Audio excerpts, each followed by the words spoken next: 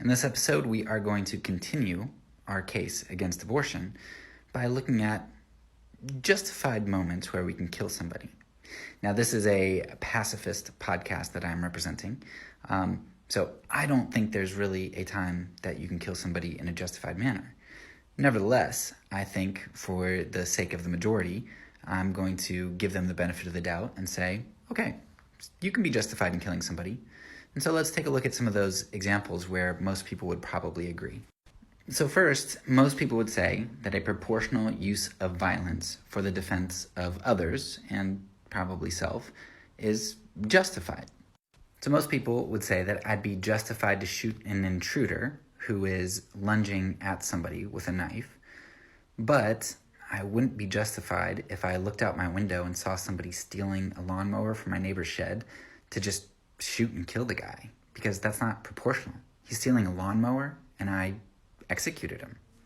Police are under fire a lot for this type of thing, where the public is having an outcry saying, hey, look, that guy, okay, I know that maybe you were a little bit scared for your life, but did you have a significant chance of that person being that dangerous that warranted you shooting him? No.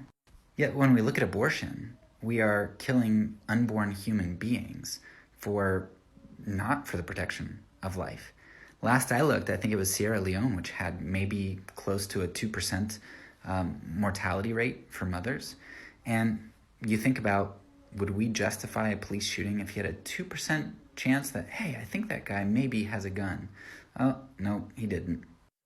So maybe there are legitimate abortions, you could argue, to defend one's life. But the vast majority of abortions are done not out of self-defense and the seeking of saving a life. There's also the popular argument that, well, more women would die if we made abortion illegal. And what this does is this stacks the deck because it fails to count the unborn as a human life. If 100 women get abortions now, none of them die, but all of the babies are successfully aborted, that's 100 human lives lost. But if making abortion illegal cut the number of women seeking abortions in half to 50, now you have 50 mothers seeking abortions. And let's assume 100% mortality rate.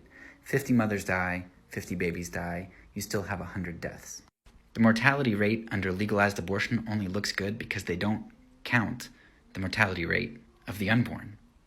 Finally, it's ironic to me that a lot of the arguments used to kill kids are the same arguments that were used for slavery. Oh, they won't know how to live off the plantation. They won't be able to fend for themselves. They'll be a drain on society. These never justify the taking of